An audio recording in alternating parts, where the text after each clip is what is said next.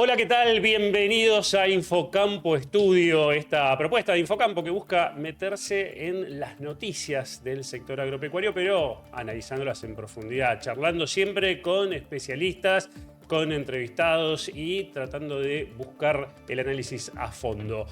Como siempre, me acompaña y estoy muy contento Paloma Boxer. ¿Cómo estás, Paloma? ¿Bien? Hola, Marcos. Bien, muchas gracias. Gracias por la bienvenida y muy contenta con las repercusiones que hubo del primer programa Infocampo, que lo pueden ver entero, por supuesto, en el YouTube. También están los recortes dando vuelta por redes sociales y en el que hablamos sobre todo de infraestructura, un tema muy vigente en el sector y que trajo muchas repercusiones. Una locura lo que pasó con el informe de la Ruta 33, ese trabajo excelente de Ezequiel Morales y el equipo de Infocampo, poniendo sobre los ojos, para que todos los puedan ver en detalle, lo que viven todos los que usan esa traza entre Rosario y Bahía Blanca, que bueno, que justamente en el medio de la polémica de qué hace el gobierno nacional con los fondos, la verdad que vino excelente. Y hoy prometemos un programa igual de cargado, pero en este caso nos vamos a ocupar de otros temas, como siempre con los especialistas, la voz de los expertos, las expertas y todos los temas que el productor necesita saber, necesita estar informado para tomar mejores decisiones.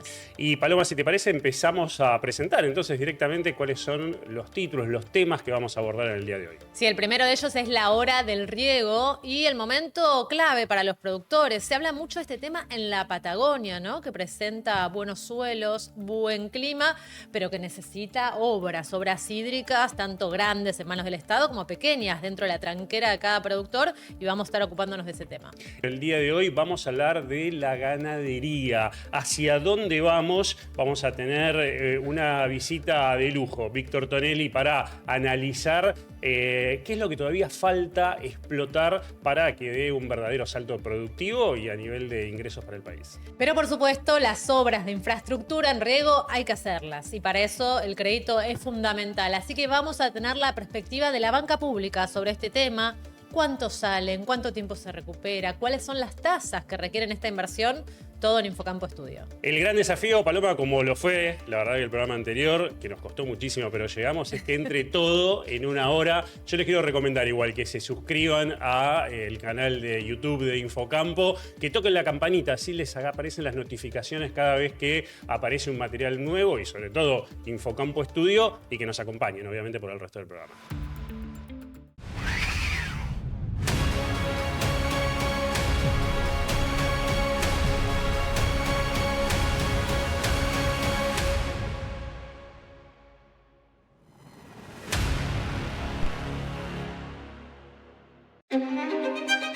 Somos una empresa argentina experta en soluciones biotecnológicas integrales.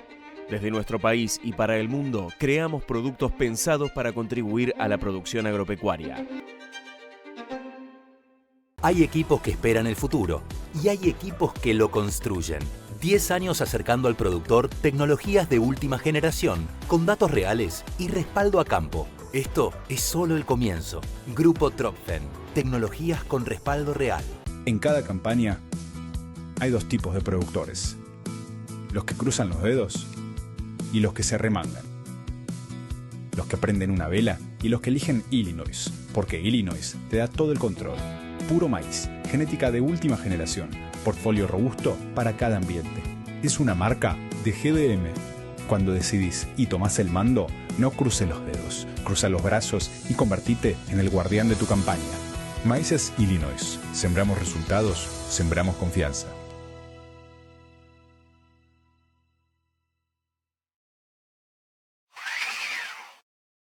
Y nos metemos con el primer tema del día, lo que les fuimos prometiendo, el riego. A ver, este año se viene dando un mayor crecimiento de la superficie con riego. Hay mucho interés, obviamente esto va de la mano y tal vez lo que hay que ir viendo es qué pasa con el crédito.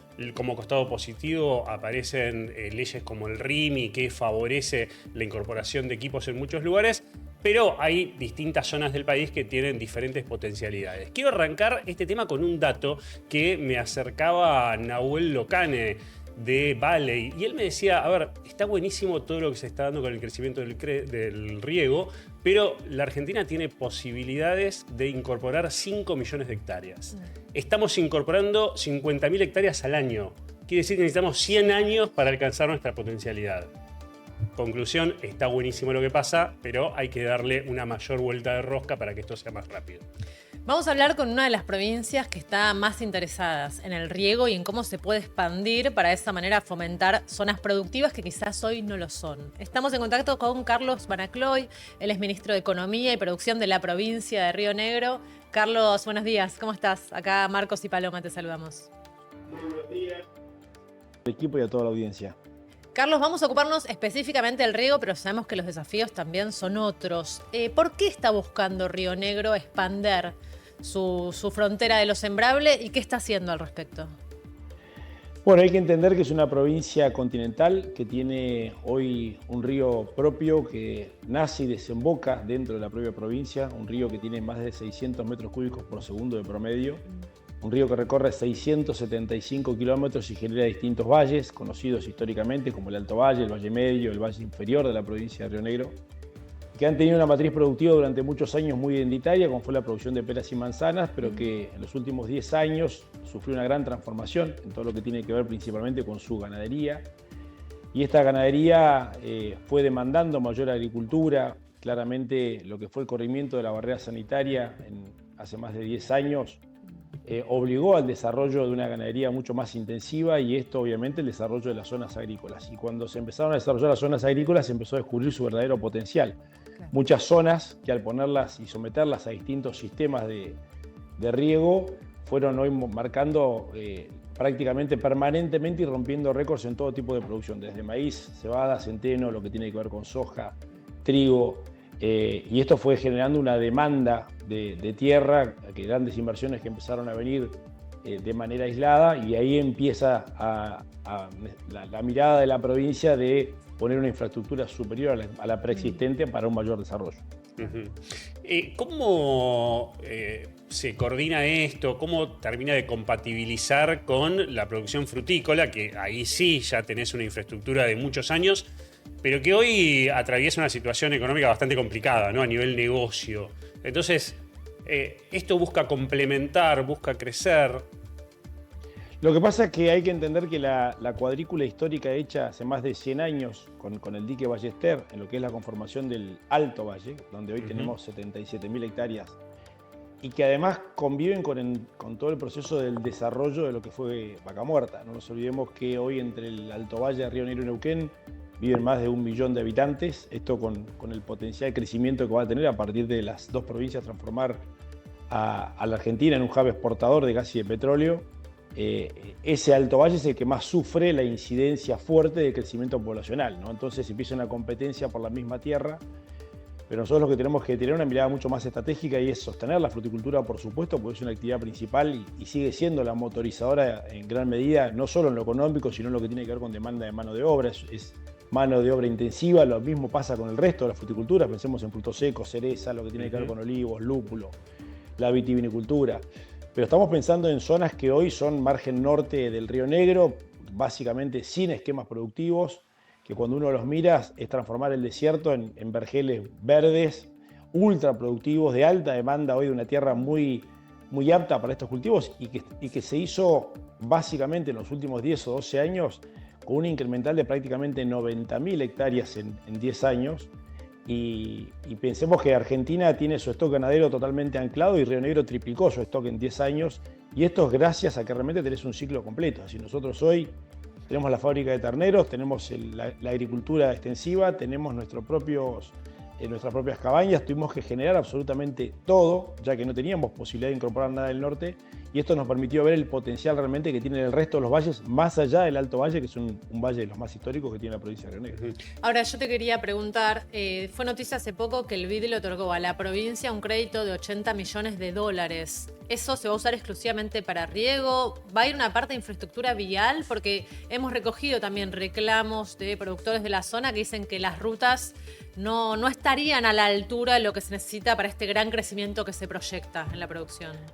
Sí, lo que pasa es que nosotros, primero lo que tiene que ver con el financiamiento, 80% va a electrificación y mejoras de los sistemas de riego, tanto con puertas, drenajes, canales, electrificación, de 4 básicamente valles, con un potencial de 100.000 hectáreas para estos 4 valles.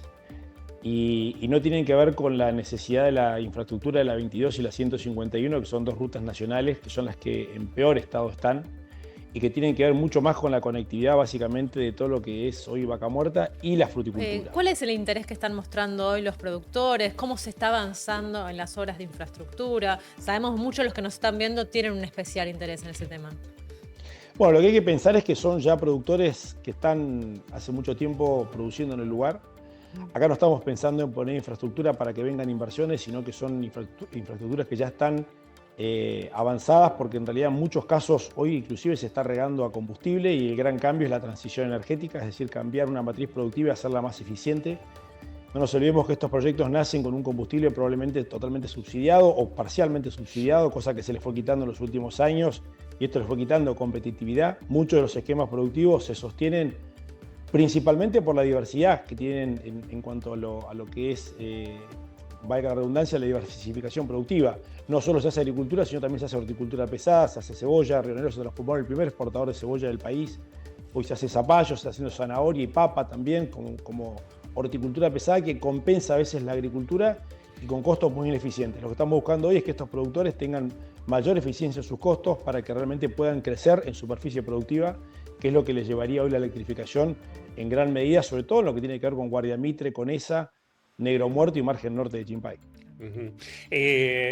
Carlos, en la provincia de Neuquén, justamente con el desarrollo de Vaca Muerta, tratando de, en la visión por lo menos de ellos, de cuidar a la producción agropecuaria, están debatiendo una ley para limitar la compra de tierras por parte de extranjeros. ¿Ustedes en Río Negro están pensando en algo de eso o no ven el riesgo en la provincia?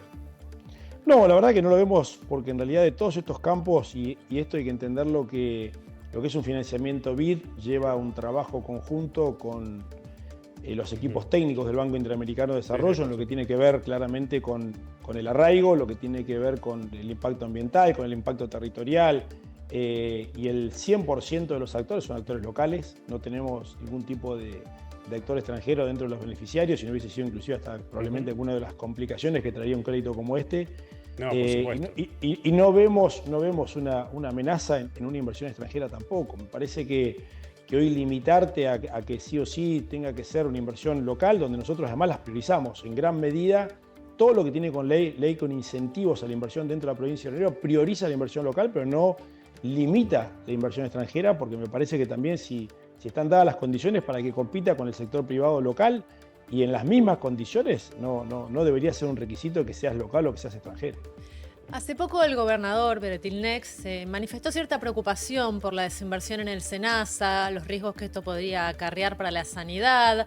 Sabemos que hay una polémica con el ingreso de carne con hueso a la zona patagónica, ahora se suma la barrera sanitaria por la fiebre aftosa.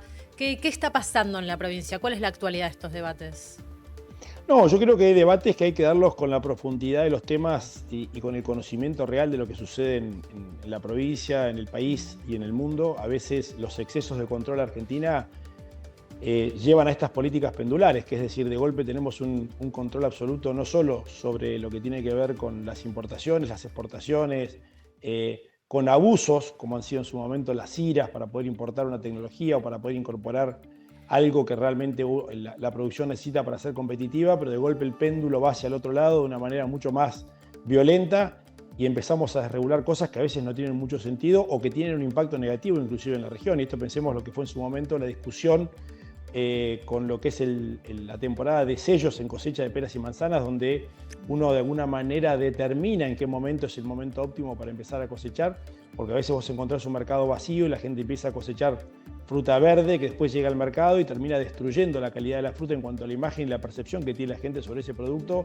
y es simplemente por un desacierto probablemente del productor. Y ahí donde me parece que hay veces que no solo el mercado ordena, también es el Estado el que tiene que tener esa mirada ordenadora, y cuando uno tiene una estrategia como ha tenido la Patagonia en cuanto a sus estatus sanitarios, libre de mosca de los frutos, libre de aftosa sin vacunación, siempre demandamos que Argentina levante la vara y que le exija al resto de las provincias el mismo trabajo que hacen los patagónicos, porque de alguna manera hoy el cítrico no lo hace, tiene complicaciones, no pueden ingresar a un montón de mercados que son extremadamente exigentes, como sí lo hace la Patagonia, Y creo que ahí es donde nosotros levantamos la voz y decimos, bueno, el esfuerzo que hacen los patagónicos, que lo hagan el resto del país y que el estatus sanitario se nivele hacia arriba y nunca hacia abajo.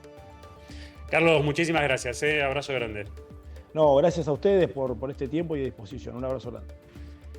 Seguimos, vamos a seguir hablando de riego, ahora hacemos una pausa, pero vamos a tener más datos en lo que tiene que ver con las necesidades económicas para seguir desarrollando este sector, esta técnica, y además nos vamos a meter en cuestiones más específicas de para qué le pueden servir a los productores y cuál es el impulso que le pueden dar y cómo adaptar el riego a sus campos. Así que quédense con más Infocampo Estudio.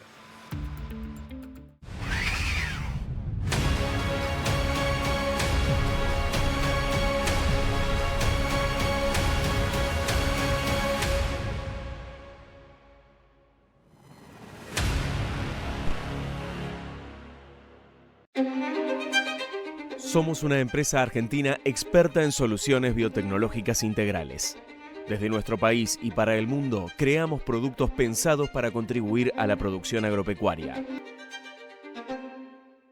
Hay equipos que esperan el futuro y hay equipos que lo construyen. 10 años acercando al productor tecnologías de última generación, con datos reales y respaldo a campo. Esto es solo el comienzo. Grupo Tropfen, tecnologías con respaldo real. En cada campaña hay dos tipos de productores. Los que cruzan los dedos y los que se remangan. Los que prenden una vela y los que eligen Illinois, porque Illinois te da todo el control. Puro maíz, genética de última generación, portfolio robusto para cada ambiente. Es una marca de GDM.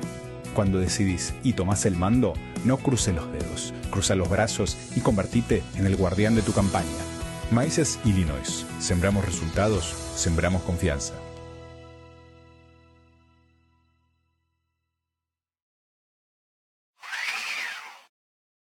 Continuamos acá en Infocampo Estudio. Les recordamos, si es que todavía no lo hicieron, que se suscriban a nuestro canal de YouTube, donde van a ver cada programa completo, pero además también el recorte en profundidad de las entrevistas y, por supuesto, nuestros informes especiales. Pero seguimos recorriendo el país de la mano de Infocampo. Sí, porque nos fuimos a Tucumán, nuestra compañera Manu Gersel estuvo ahí porque se hizo la segunda cumbre de bioetanol.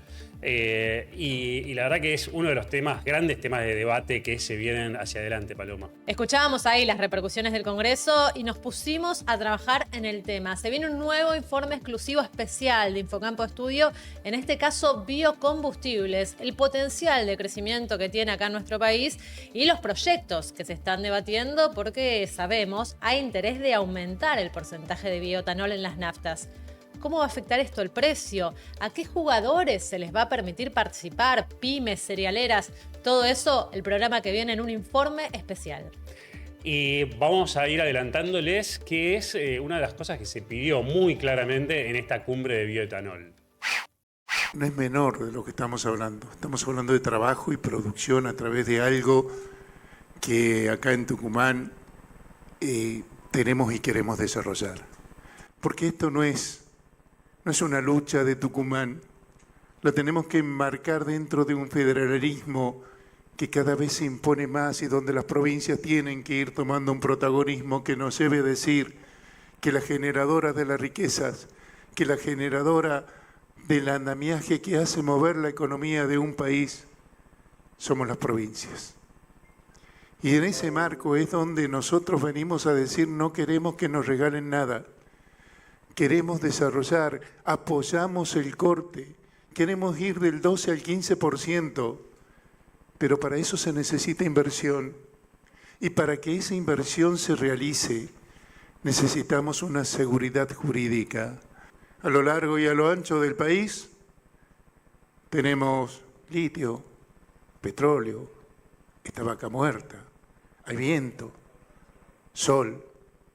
Pero acá en el norte tenemos biomasa y bioetanol. Y en eso queremos centrarnos. No vamos en contra de nadie, vamos a favor de. Estamos pidiendo de 12 a 15. En Brasil ya están cerca del 25. Nosotros queremos desarrollar nuestra región y esta es una oportunidad enorme.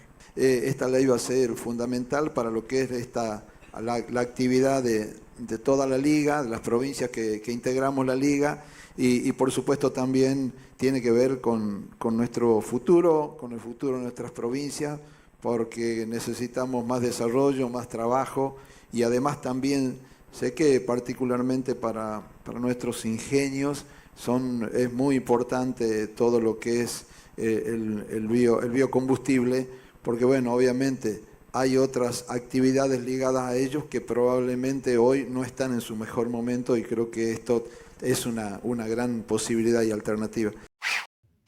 Volvemos a hablar de riego, volvemos a la Patagonia y vamos a hablar con un experto en el tema. Nicolás García, su nombre, él es ingeniero agrónomo, pero lo que me interesó mucho es su biografía de LinkedIn, que dice, literalmente, transformando el desierto en producción. Nicolás, buenos días, ¿cómo estás? Acá Marcos y Paloma Boxer te saludamos. ¿Qué tal, Paloma? Hola, Marcos, buen día a todos. Gracias por recibirnos. ¿Cuál es el interés que está viendo en este momento por las tecnologías de riego? El interés, bueno, creo que magnificar un poco el poder transformador del agua, ¿no? El contraste grande que se genera de justamente quizá un desierto, una zona árida, por ahí, mejor dicho, ¿no? Que llueven 200 milímetros, por lo menos en la zona donde estoy yo, Valle Azul, si nos imaginamos un punto en Patagonia Norte, Valle Azul, provincia de Río Negro. El agua justamente tiene ese poder de transformación en el cual, haciendo la infraestructura necesaria para establecer un sistema de riego, ya sea gravitacional o pivot central o goteo, pasamos, digamos, a un contraste bastante grande en cuanto a producción y bueno, cuestiones también medioambientales, podemos llamarlo también, de captura de carbón y demás. Contanos un poquito, a ver, cómo se va incorporando esa tecnología. ¿Son obras básicas? ¿Es muy difícil de llevar adelante? ¿Qué implica para el productor la intervención en su campo? Marco, bueno, en realidad, a ver, la grande bondad es justamente que lo vieron ya los viejos pobladores de alguna manera, es justamente el agua que viene del hielo, desde la cordillera, que pasa por grandes ríos caudalosos, llamémosle Río Negro, bueno, Río Colorado también. No es algo nuevo en realidad, es algo que más de 100 años arrancó con, no sé si imaginamos el Alto Valle, Valle Medio, Valle Inferior.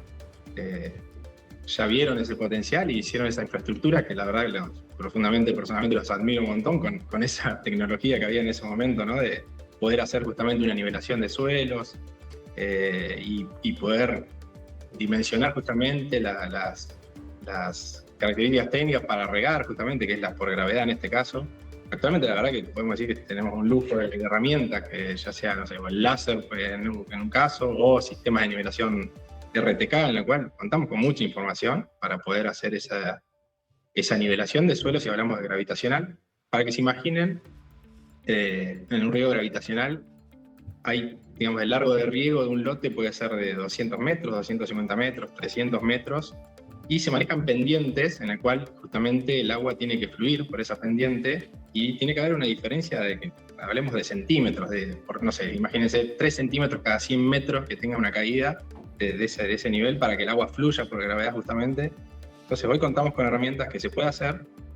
Por otro lado también tenemos la ventaja del pivot, que si bien hay que hacer algún cierto movimiento del suelo, no es tanto como el gravitacional. Y bueno, ahí ya es de alguna manera apretar un botón y hacemos lluvia, que es un riego para absorción justamente.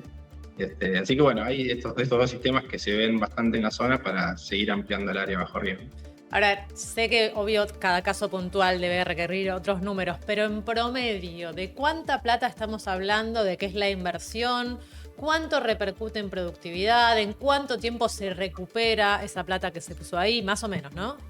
Perfecto. Bueno, sí, el rango la verdad que es enorme, es, como decís, Paloma, es un traje a medida en realidad, o sea, depende de muchas cosas, de cuán lejos o cerca esté de la fuente de agua, que puede ser el río en este caso, o un consorcio de riego también, hay organizaciones de consorcio, si tiene energía eléctrica el campo, si no tiene energía, bueno, a ver, a grosso modo, para hacer un número y ser prácticos, de manera de riego gravitacional, para hacer números bien redondos, movemos 1000 metros cúbicos por hectárea aproximadamente. Se hace un relevamiento en realidad topográfico y ahí se determina cuánto suelo mover, pero para hacer unos redondos 1000. Hay contratistas en la zona que hacen ese movimiento de suelo y también en el rango te cobra por litro de gasoil por metro cúbico movido, en el orden de 1 litro a 1,5 litros, depende también de cada contratista, por metro cúbico movido. Entonces, ponerle $1.500 por hectárea en lo que es movimiento de suelo. Después, no tan solo el movimiento, sino cómo llevo el agua a ese lugar, se hacen canales o directamente bombeo desde el río. Entonces, a ver, a grosso modo, llamémosle 2.500 por poner un número en gravitacional, y bueno, en pivot central también hay movimiento de suelo, la erradicación de ese monte nativo, que es un monte nativo muy pobre, Jarillas y Alpataco, hay que hacerlo en los dos casos, eso tenemos que ponerle un valor, $500 por decir algo. Y bueno, ya en lo que es aspersión, bueno, está la máquina de riego en sí, obviamente hay otro mes un montón de variables, el tamaño y qué tipo de equipamiento, pero a grosso modo, entre $3.000 a $4.000 ya proyecto terminado en pivot central, ¿no? Contempla llevar energía, el transformador, si es que tiene energía eléctrica. Así que rango muy amplio y con poca precisión, o sea, es imprudente lo que digo, pero... No, pero está perfecto, ¿no? está perfecto, Nicolás, te agradecemos mucho el panorama que nos acercás desde allá, y aparte es clave para esto también algo que venimos conversando, que es el financiamiento, ¿no? Así que los números que nos tirás sobre la mesa nos vienen fenómenos. Muchísimas gracias, abrazo. Que estén muy bien, que tengan un buen día. Nos vamos ahora a la Facultad de Agronomía, acá en la ciudad de Buenos Aires, para hablar con Alejandro Panuncio. Él es profesor titular, es de la Cátedra de Sistemas de Riego y Drenaje, y nos contó cuáles son las perspectivas que se dan en la facultad, pero también en el territorio sobre este tema. Bueno, en principio lo que hay que saber es que en la República Argentina entera, en toda la República Argentina, en promedio llueven 600 milímetros. ¿Pero qué ocurre? 36% del área del país tiene clima húmedo y subhúmedo y el resto árido. Entonces, para poder ampliar la zona de riego hay que tener un potencial de agua disponible, hay que tener infraestructura que permita conducir esa agua a muchos sitios, que en algunos lugares del país está y en otros está mucho menos desarrollado, y hay que tener las condiciones para que ese proceso de ampliación se pueda realizar. Por lo tanto, de la superficie actual de riego del país, que tenemos aproximadamente 2.400.000 hectáreas, con estas nuevas tecnologías podemos, y el agua disponible, podemos aspirar a llegar hasta 10 millones de hectáreas.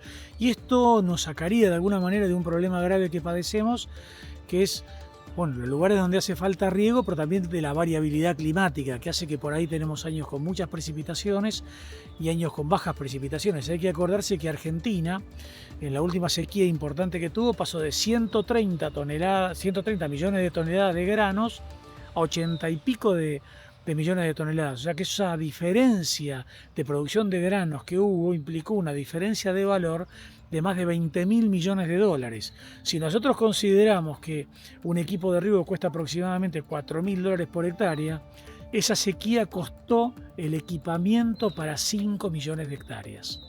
Nosotros en la Argentina tenemos 26 millones de litros por segundo que fluyen por los ríos de la República Argentina.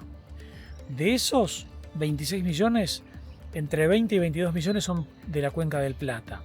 Después hay 1 millón de litros por segundo propio del Río Negro, y hay otros lugares con cantidad importante de agua. Este es el agua superficial, que la que menciono, la de la Cuenca del Plata, la del Río Negro, son de muy buena calidad. De muy buena calidad lo que implica es que tienen baja salinidad.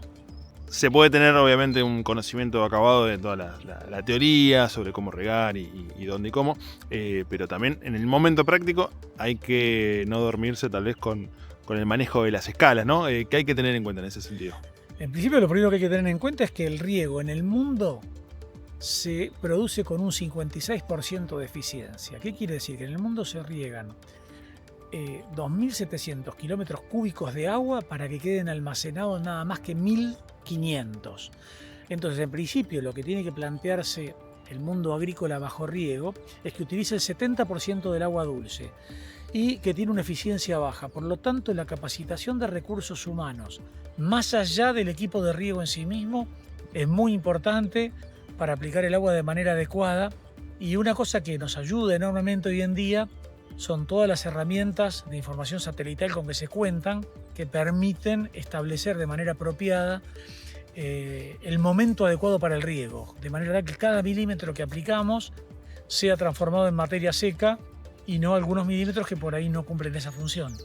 Entonces, como hay 23 usos conocidos del agua, y el primero obviamente es la bebida para las personas, entonces lo que tenemos que hacer es hacer una gestión integrada de recursos hídricos. Y en esta gestión integrada de recursos hídricos, todos los usuarios tienen que estar sentados en una mesa redonda común y asignar ese recurso agua de la manera más apropiada para ser democráticos en su uso. La última que te agrego es, si enganchado a esto, se habla mucho hoy en día, el paradigma es lo sostenible, lo sustentable, si eso justamente viene a ser un factor que motorice y que le dé mayor cartel, tal vez a una producción agropecuaria, si es que cuida justamente este elemento. Bueno, lo sostenible y lo sustentable, yo tuve la suerte de hacer mi tesis de doctorado en huella hídrica, que lo que se ocupa es de estudiar la cantidad de litros de agua necesario para producir una unidad de un bien y servicio. Así que el tema huella hídrica, el tema productividad del agua de riego, lo tenemos muy jerarquizado en nuestra formación con los alumnos, porque dado que, como dijimos, es un recurso y que tiene tantos usuarios y tantas necesidades, y al ser un recurso es finito y la población es creciente, y la necesidad de una población que va aumentando su nivel de vida es hacia mayor requerimiento de agua. Entonces es muy importante hacer un uso responsable del agua donde estemos todos considerados, incluidos, y no hay que olvidarse que el Papa Francisco en su momento, en su encíclica Laudato Si, incluyó consideraciones sobre la justicia en el uso del agua. Se realizó el segundo Congreso Argentino de Forrajes y obviamente Infocampo estuvo haciendo una cobertura. Ahí estuvo Fabio Re. Es más, pueden entrar a nuestra web y leer toda la cobertura, que es realmente espectacular. Pero habló Luciano Toldo en la apertura del evento, es el presidente de la asociación, y dejó el siguiente mensaje. La ganadería tiene una enorme capacidad para movilizar nuestras comunidades y generar el desarrollo en todo el interior de nuestro país. Y creo que este es el momento de aprovechar esa oportunidad. Pero para aprovechar esta oportunidad también necesitamos previsibilidad. Necesitamos políticas claras que permitan proyectar, invertir y tomar decisiones a largo plazo. Políticas que no miren solamente la actividad desde una perspectiva recaudatoria, sino que entiendan que acompañar al productor, promover la inversión y mejorar la eficiencia es también una manera de fortalecer toda la cadena y hacerla más competitiva frente al mundo. Porque Argentina tiene muchísimo para crecer y esa oportunidad no está solamente en los grandes centros productivos. Está en cada pueblo, está en cada establecimiento, está en cada persona que todos los días se levanta a trabajar. Venimos todo el programa hablando de riego, clave para impulsar la producción de forrajes en nuestro país y de esa manera también impulsar al mercado ganadero que, dicen muchos analistas, está viviendo un boom histórico. Estamos con Víctor Tonelli, un conocido de la casa y sé que ustedes también saben quién es, analista ganadero para quienes no lo conocen. Víctor, ¿cómo estás? Muchas gracias por venir a Infocampo. ¿Qué tal, Paloma? ¿Qué tal, Marcos? Gracias por recibirme. ¿Qué tal, Víctor? ¿Sabés qué me quedo con esto que decía el presidente de la Cámara de Contratistas? La necesidad de forrajes para producir más carne. Pero él hablaba de aprovechar oportunidades. ¿Estamos en camino de aprovechar las oportunidades? ¿Ya la estamos aprovechando? ¿En qué instancia estamos? Sí, Marcos. Yo te diría, hacia mediados del año pasado se vio un cambio fenomenal en el mercado internacional de carne vacuna. En aquel momento algunos la veíamos un poco más clara. Yo lo di en llamar la nueva era de la ganadería, porque si bien la palabra boom es acorde al momento, es bastante más largo que un boom. Es un periodo muy largo que va a durar piso entre 3 y 8 años, yo digo 5, en donde la demanda va a estar insatisfecha, la oferta va a estar corta, y esto ocurre en el mundo. Lo que está pasando acá es copia y pegue lo que está pasando en el mundo, ni más ni menos. De modo tal que un poco este escenario fantástico que hoy vivimos es un escenario que los productores pueden proyectar a un periodo suficientemente largo para invertir, recuperar y quedarse con la diferencia. ¿Cuánto le representa al productor la forrajería en términos de costo? No, en términos de costo depende en qué sistema estés. Cuanto menos intensivo sea, básicamente la cría, quizás represente un 20% de sus ingresos o de sus costos totales de producción. Cuando te vas poniendo más intensivo, puede representar el 80%, digamos. A ese rango nos estamos refiriendo, ¿no? Pero digamos, sin forraje no hay ganadería, de modo tal que ese combustible absolutamente necesario para poder recorrer la ruta. Tenemos un tema de stock hoy en la Argentina, ¿no? En el mundo, Marcos. Ok, pero nosotros queremos ser proveedores, o sea, ya somos proveedores, ¿no? Queremos crecer en la escala de proveedores, podemos decir así. Tenemos una situación de stock. Tenemos una situación, esta que hablas de los forrajes y ahí hablaste de sistemas intensivos. ¿Cómo estamos avanzando en nuestra productividad justamente para poder ser ese proveedor de relevancia o de mayor relevancia que estamos buscando? Mira, la verdad es que lo que voy a decir es una verdad conocida, ¿no es cierto? Pero el incentivo es lo que mueve todo. Y la realidad es que desde hace 3 años, y más allá de los errores o aciertos que haya tenido este gobierno, tuvo un puntapié inicial extraordinario, que fue devolverle a la Argentina la posibilidad de conectarse al mundo sin ningún tipo de restricción.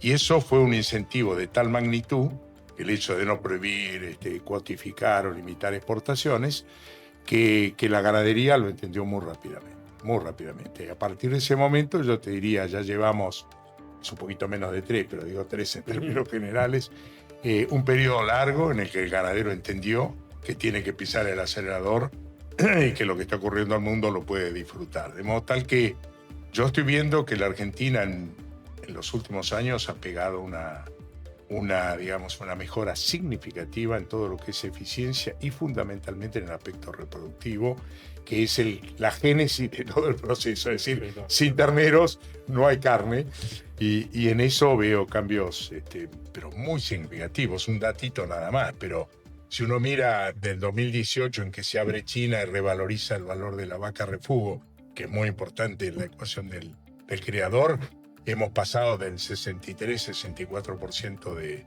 relación ternero-vaca. Este año vamos a estar, cuando se conozca el dato, cercanos al 70%. Es decir, 6 puntos porcentuales en una relación que venía casi amesetada durante décadas.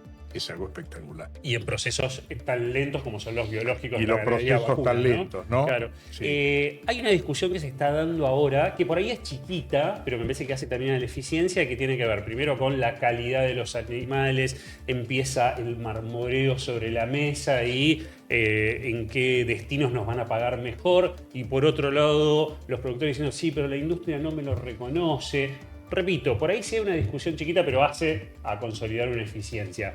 ¿Cómo lo ves a eso? ¿Están todos con los mismos pies dentro del mismo barco? ¿Productores e industria? Sí. Y no, todavía no. Okay. Todavía van en barquitos separados, pero van hacia el mismo lugar. A ver, ¿qué es lo que está pasando? El mundo claramente está demandando más carne. Ha habido un cambio extraordinario. Yo te diría, ya llevamos 2 años de revalorización de las proteínas animales y de la carne vacuna en particular. Pero ahí aparece un nuevo condimento que es fantástico para la Argentina, y es que quien está consumiendo carne, los más jóvenes, además quieren carne de primer nivel, la premium. Están dispuestos a pagarla, ¿no? Entonces, de pronto empezamos a entender que en el mundo carne es un concepto genérico, pero hay como 2 vertientes, la commodity y la premium. Y Argentina debe ser uno de los 3 países, o de los tal vez 4, que pueden y tienen la capacidad de generar premium. Y ahí hay una revalorización del producto generado en la Argentina que puede llegar a tener un valor adicional, si lo sacamos del commodity, de entre 15 y hasta 25% más por kilo exportado o por kilo producido. De modo tal que el debate donde arranca, es decir, che, la verdad no tiene sentido que mandemos todo en una caja bajo el concepto carne argentina, sin diferenciar el concepto de calidad objetiva al momento del consumo, como ocurre en Estados Unidos y en Australia, tipifiquemos y califiquemos por calidad sensorial, y esto implica lo que vos mencionaste, es el marbling, que claramente es uno de los factores que diferencia, y ahí aparecen la necesidad que se genera, por lo menos de parte de los productores, de decir, che, muchachos, a los frigoríficos descomoditicemos el producto, incorporemos tecnología que ya está aprobada para que, además de que sea carne argentina de primer nivel, haya la premium y la commodity como puede haber.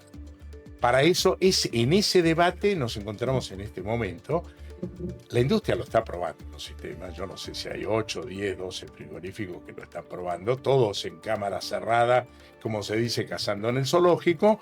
Están probando que efectivamente las condiciones están dadas. Falta que den este pasito que le diga al productor, che, mándame la tropa, te la califico, te cuento cómo te da y te incentivo pagando 2 pesos más por lo mejor y tal vez 2 pesos menos por lo peor. Es decir, no necesariamente tienen que pagar más, lo que tienen que hacer es incentivar a que un productor que a lo mejor hoy tiene un 15, un 20, un 25% de lo que envía a categoría premium, que pase a un 35, 40, 45, porque es un tema de selección y manejo, no es tan difícil de mejorar. Ahora, Víctor, hablamos de este boom o nueva era ganadera, precios que suben, stock exportado que también sube, pero nos damos vuelta, vemos el mercado interno y vemos que todos los meses cierra un frigorífico, que los niveles de consumo de carne bajaron 5 kilos por persona en un año.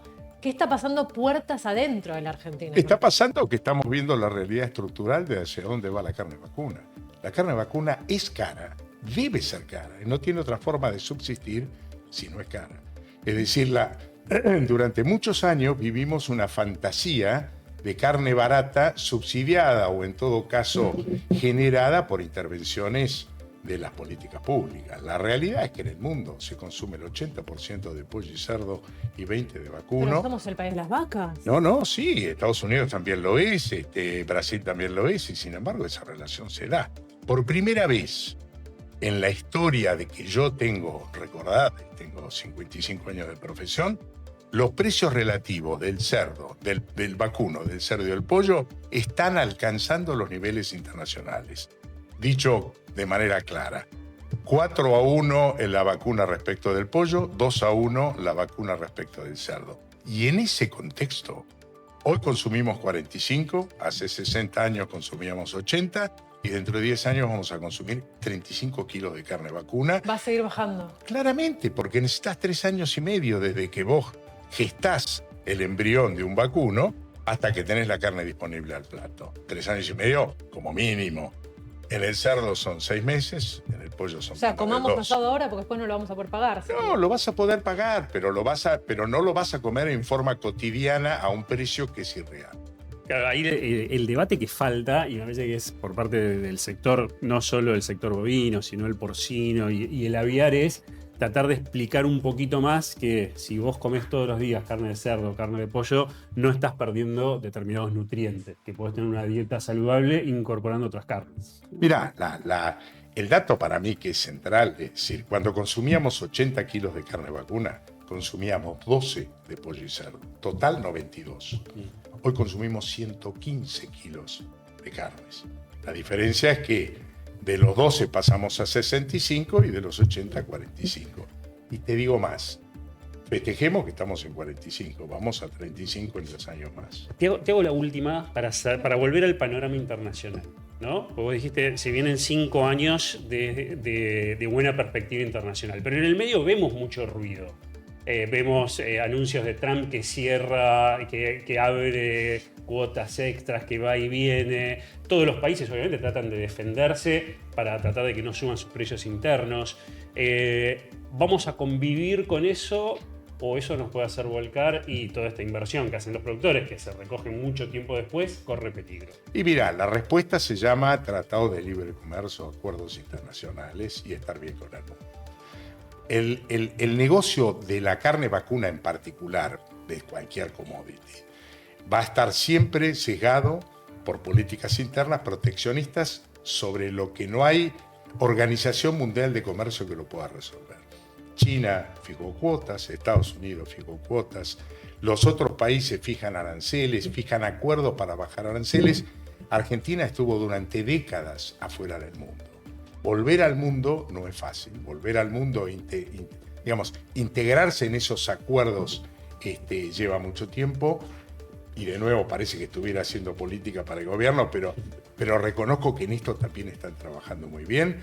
Ya hemos avanzado con Japón, es probable que antes de fin de año esté abierto. Hemos avanzado con Malasia, hemos avanzado con Indonesia. Es decir, veo que el camino para resolver estos temas que bien planteaste y que van a seguir estando en el horizonte es acuerdos comerciales para ir bajando estos costos de ingreso de producto de manera competitiva con otros países. Víctor, gracias. Muchas gracias, Víctor, por haber venido. Vamos a una tanda, la última en Infocampo Estudio, y ya volvemos con más temas.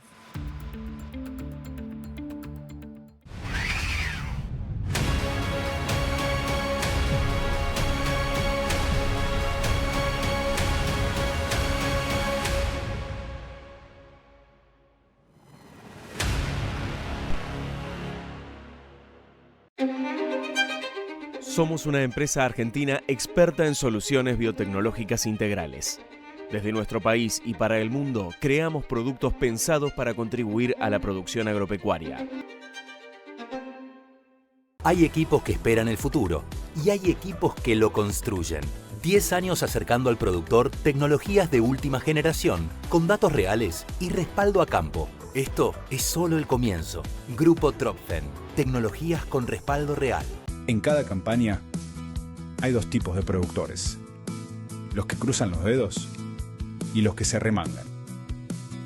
Los que prenden una vela y los que eligen Illinois, porque Illinois te da todo el control.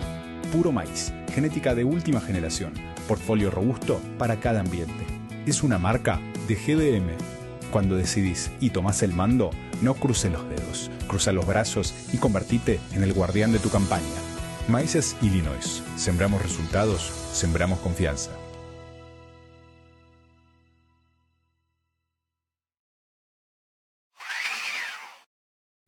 Seguimos en Infocampo Estudio y hoy les dijimos el tema que marca la línea de todo el programa es el riego. Vamos a hablar de eso y vamos a hablar de un tema clave que es el financiamiento, también de otras cosas que tienen que ver con las actividades bancarias, que son temas que le interesan mucho al productor. Y para eso nos acompaña Rodrigo García, él es subgerente general de negocios del Banco Nación.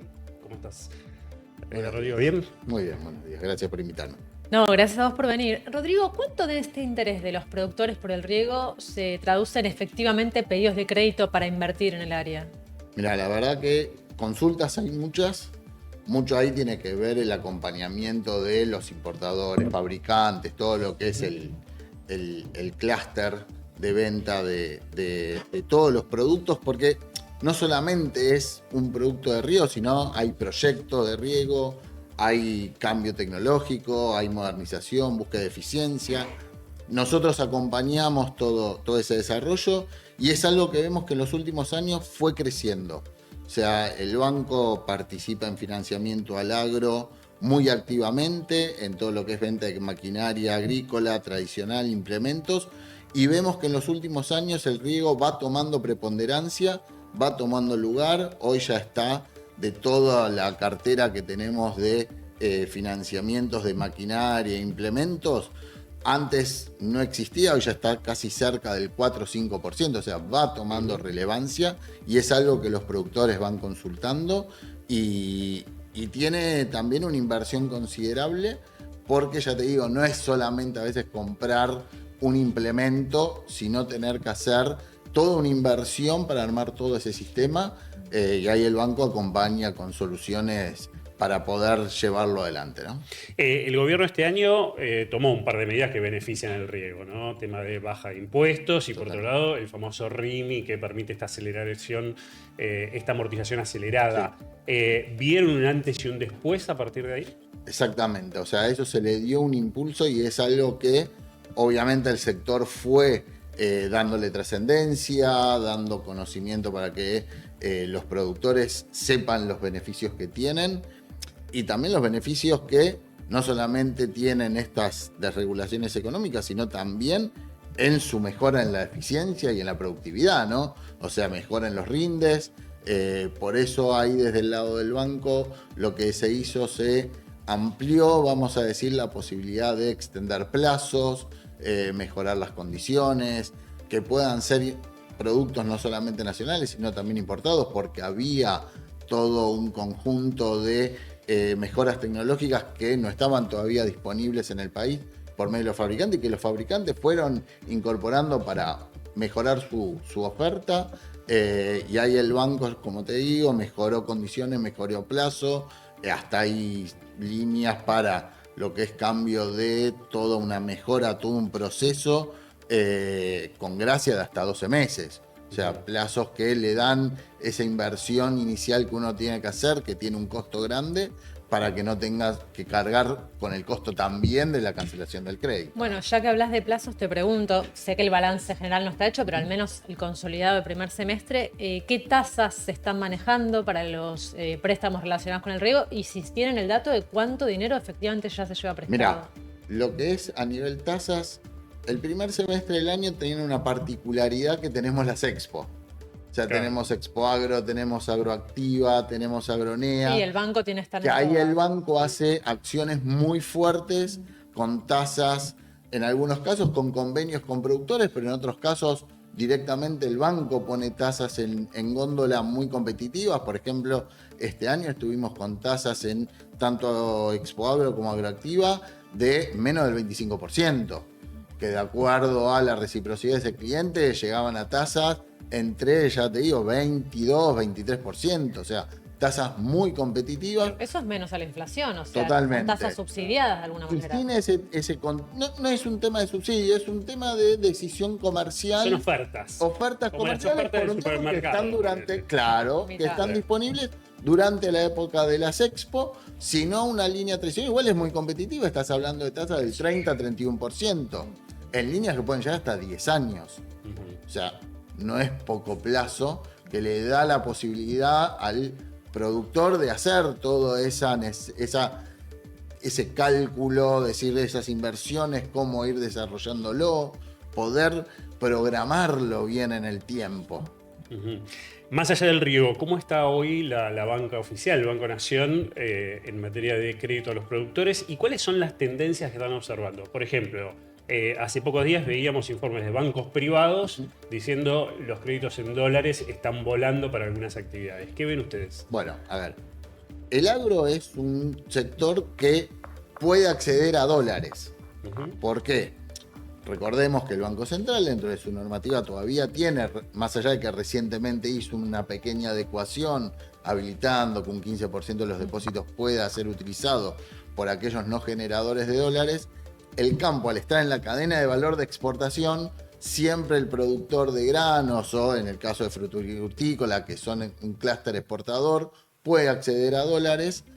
Fue un poco y un poco, vamos a decir. Expo Agro vimos mucho en dólares en lo que fue maquinaria grande, maquinaria pesada, cosechadoras, sembradoras que tienen alto costo. Eso hubo más crédito, solicitud de crédito en dólares que en pesos. Pero, por ejemplo, en Agroactiva se invirtió. En Agroactiva fue más pesos que dólares. Así que al tener el sector la posibilidad de ambas, de acuerdo al tipo de producto y a la tasa en dólares, piensen que estamos rondando tasas de alrededor 6-7%, pero a plazos más cortos. Son plazos que como mucho podés llegar a 5 años. Claro. ¿Y hacen algún análisis ustedes de este cambio, por lo menos en estas dos exposiciones, de preferencia de los productores? Sí, a ver, en Expo Agro hubo mucho maquinaria grande, en Agroactiva fue más implemento, más maquinaria más chica, también eso te cambia los valores y te acompaña. Y también, ya te digo, hubo mucha demanda en dólares, generalmente se da eso, en una hay más demanda en dólares, en otra más demanda en pesos. En este año se vio primero dólares en Expo Agro y pesos en Agroactiva. ¿Y cómo está la morosidad en el sector? Sabemos que en personas particulares están niveles récord, tarjeta, préstamos personales. Pymes están empezando a ser afectadas, pero el agro, ¿cómo viene? Mira, en particular lo que es el sector del agro, siempre la mora fue baja por esa dinámica que tiene. O sea, hoy está dentro de los 3 sectores con más potencial de crecimiento, con mejores condiciones, y la verdad que la mora es baja.